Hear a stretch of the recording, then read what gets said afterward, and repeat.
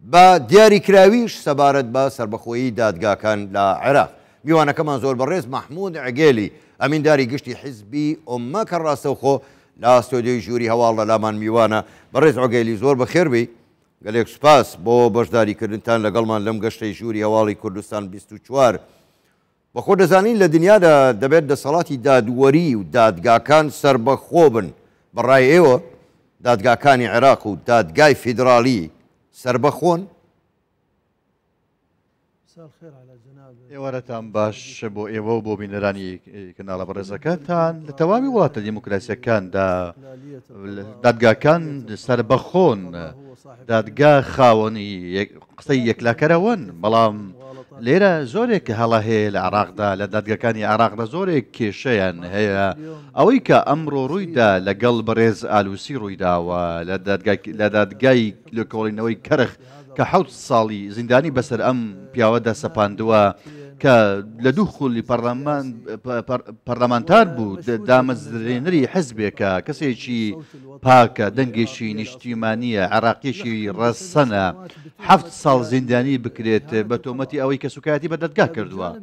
لەلایەکی دیکەوە ئەمڕۆ گەلی عێراق، گەنجێکی عێراقی دەبینین پۆستێک لە فەیسبوک بڵاو دەکاتەوە 3 ساڵ دادگایی دەکرێت. لێرەدا هەمووی سیستەمە دموکراتیەکان لە عێراقدا باوەڕیان بە ڕەخن نەهەیە، باوەڕیان بەرەخ نەهەیە. ئێمە ئەگەر ڕەخنە نەگرین، ئایا نەڕزایەتی دەرنەبڕین، ئایا چی بکەین؟ ئایا چۆن ئەم وڵاتە بەهێز بکەین؟ ئایا لۆژیکە بە سیاسێکی پاک بە قەبارەی میسەل ئالووسی ئەم کەسە کە ڕۆڵەکانی خۆی بوون بە شەهید دژی دکتاتۆریەت، ئەم کەسەی کەوە دەستی بۆ ماڵی گشتی نەبردووە، دەستی بۆ خوێنی عێراقی نەبردووە، ئایا معقوڵە بەم شێوەیە مامەڵی لەگەڵ بکرێت؟ کەواتە فشاری سیاسی هەیە لەسەر دادگای عێراقی. دادگای عێراقی لە ژێر فشاری سیاسیدایە. با بەسی نمونەیەک بکەین، کاتێکەوە پەرلەمانی عێراق پێشێلی وادە دەستوریەکانی کردە، من سکاڵام بەرز کردەوە، سکاڵام لە دادگای فیدرالی بەرز کردەوە، تانم لە کاری پەرلەمانی عێراقدا لە کاتێکدا هەمووان دەزانن کەوا چەندین پێشلکاری ڕوویاندا لە پەرلەمانی عێراقدا، باشە پێشلکاری زەق ڕوویاندا. زۆر چاکە بەڕێز عوگەلی، بەڵام من وەڵامەکەی خۆم وەرنەگرتەوە بە دیاریکراوی پێم بڵێ بە بەڵێیان بە نەخێر دادگاکانی عێراق لە ناویشانە دادگای دەستوری سربەخۆن یاخود بە سیاسی کراون؟ وشەی سربەخۆیی زۆر گەورەیە. ئەمڕۆ پێمان وایە سربەخۆی دوورە، کاریگەریەکان زیاترن. باسی نمونەیەکت بۆ بکەم، ئایا لۆژیکە قوزیەی قبوڵە کەسێک ملیارەها دۆلار بدزێت و ئازاد بکرێت بە کەفالەت، کەسێکیشکەوە ڕەخنە بگرێت لەسەر بابەتێکی سیاسی 7 ساڵ زیندانی بکرێت، هەر بەم بوونی ئەمە جاری یەکەم نییە.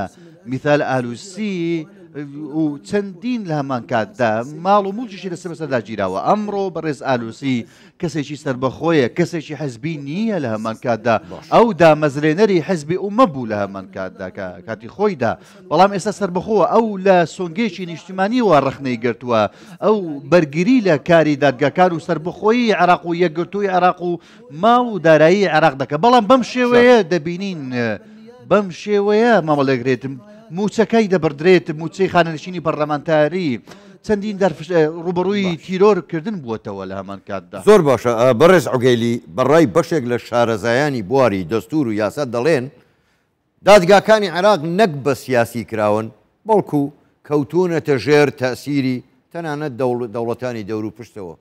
لەسەر ماڵیان چیەوە؟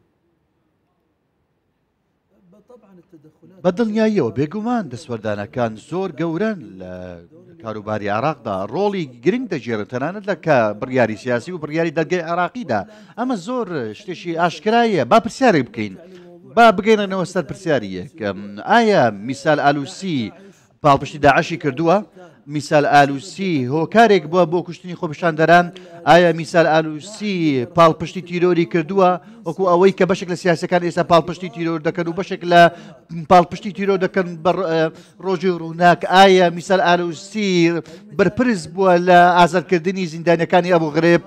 ئایا بەرپرس بووە لە کەوتنی مووسڵ و سپایکەر؟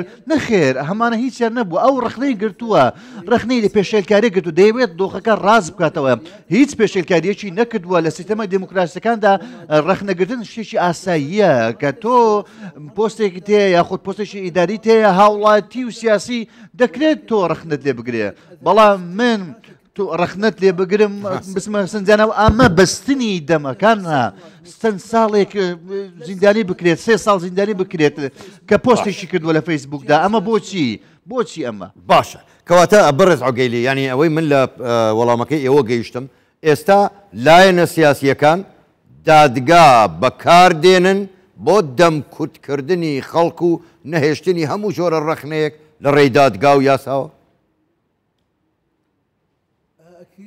بەدڵنیاییەوە قسەکەت زۆر ڕاست و دروستە با چەند نمونەیەک بهێنینەوە چەندین کەسایەتی سیاسی ناسراو هەن کە ڕاگەاندنەکانەوە دەرکەوتن لە کەناڵەکانی ڕاگەاندنە دەرکەوتن گوتی من پارەی عێراقم دەزیوە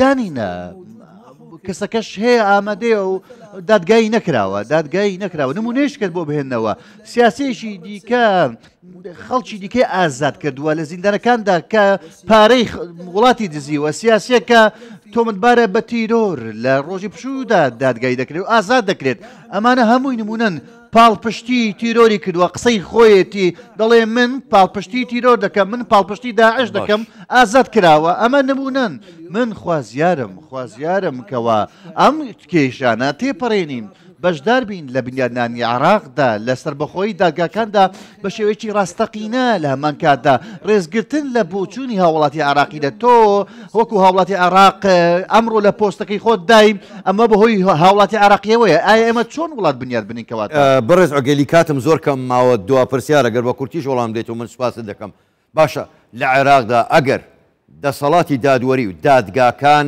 بەم جۆرە بن هیچ ئومێدێک با مستقبلی عراقی